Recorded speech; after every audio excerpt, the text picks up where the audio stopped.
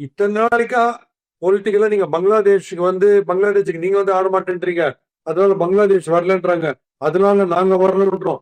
இப்ப இந்த ரீசன்ல விட்டுடுங்க, இது எதுவுமே கிடையாது.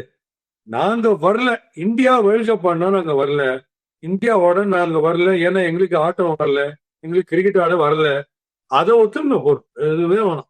நீங்க இந்த ஊர் அந்த ஊர் பாலிடிக்ஸ் எல்லாம் விடுங்க.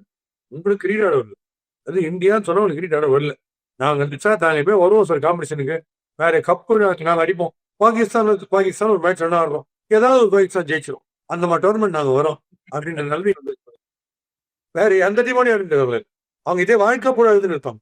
ஒரு பக்கம் இன்சமாமுல்ல கழுவாரு, வாசுபத்திரம் ஒரு பக்கம் அழுவாரு, டியர் கேர்ள்ஸ் மாதிரி டியர் கேர்ள்ஸ் அவங்கெல்லாம் அழுதுட்டே இருப்பாங்க லீக்ல. அவங்களால எதுவுமே பண்ண முடியாது. ஜாவேத் பிரதாத் அந்த காலத்துல நாங்க ரச்சலாம் சொல்லி சொல்லி அடிப்போம், கிரிக்கெட் கண்டுபிடிச்சதா அதெல்லாம் ரைட்டு.